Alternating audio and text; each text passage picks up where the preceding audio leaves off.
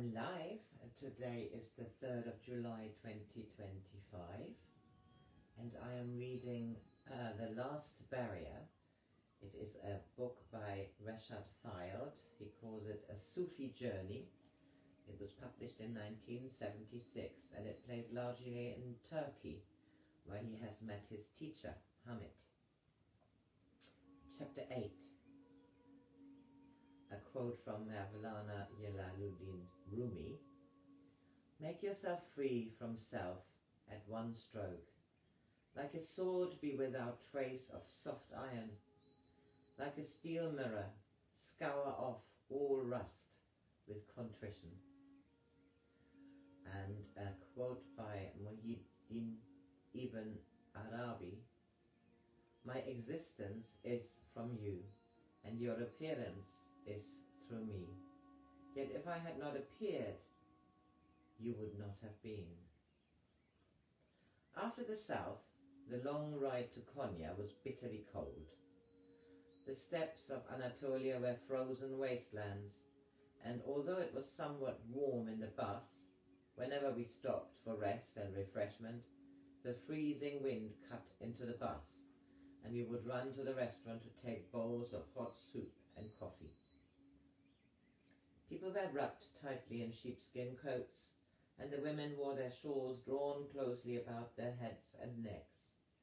Many of the men wore huge fur hats with ear flaps against the cold. They stood about in the station smoking dark Turkish cigarettes. The cold had an effect on the personalities of these people. Missing was the incessant conversation typical of southern Turkey. The passengers just sat in silence waiting for the bus horn to be sounded. Then we would all climb back into the bus and settle down for the next few hours until the time came to stop once more.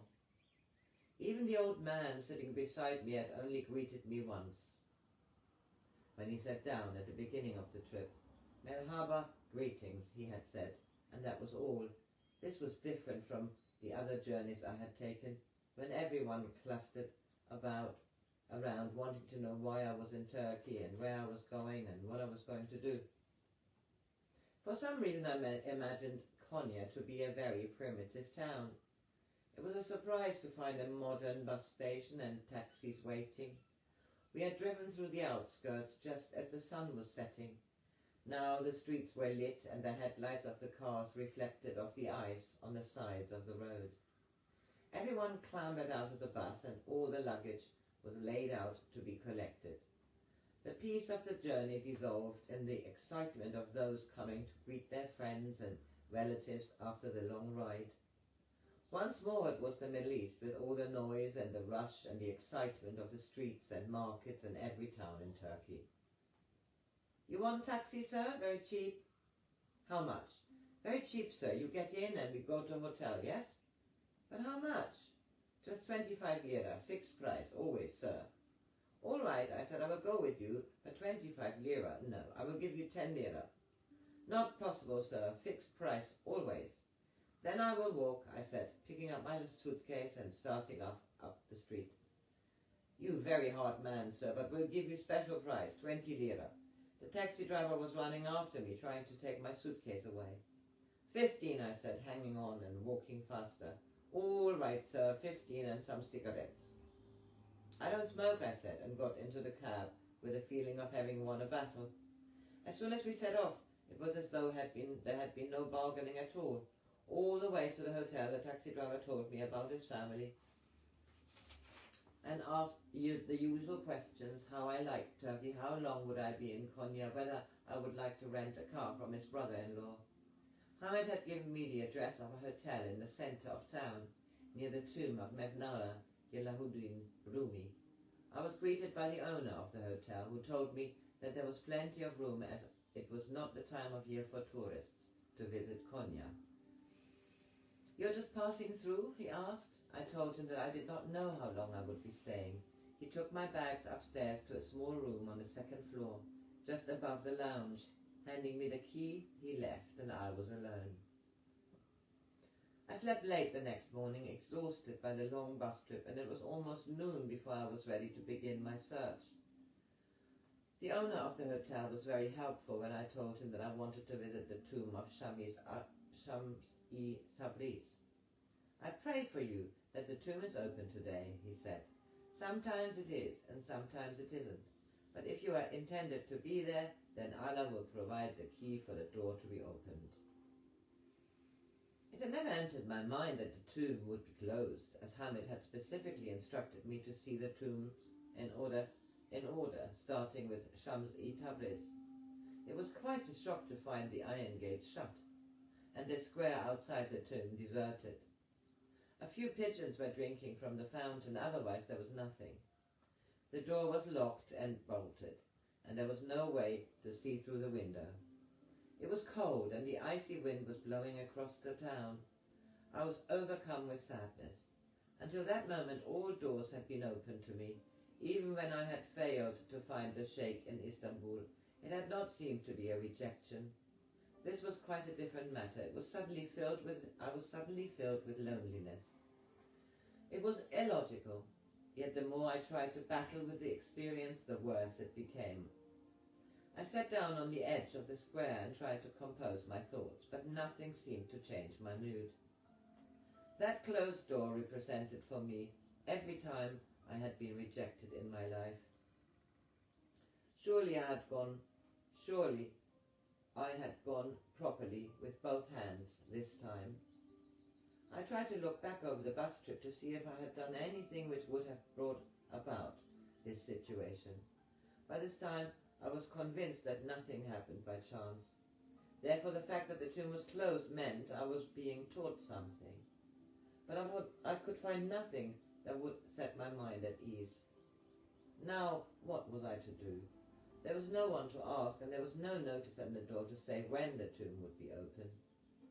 I must have remained there for half an hour, fighting my depression, before I suddenly realized what was wrong.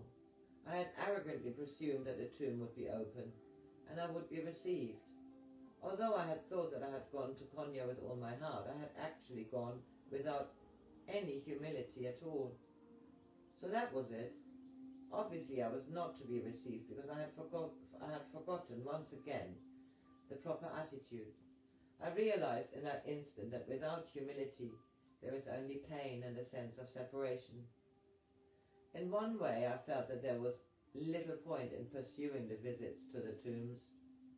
If it was necessary to go to them in a certain order, it would be better to wait until the next day to see if it were possible then.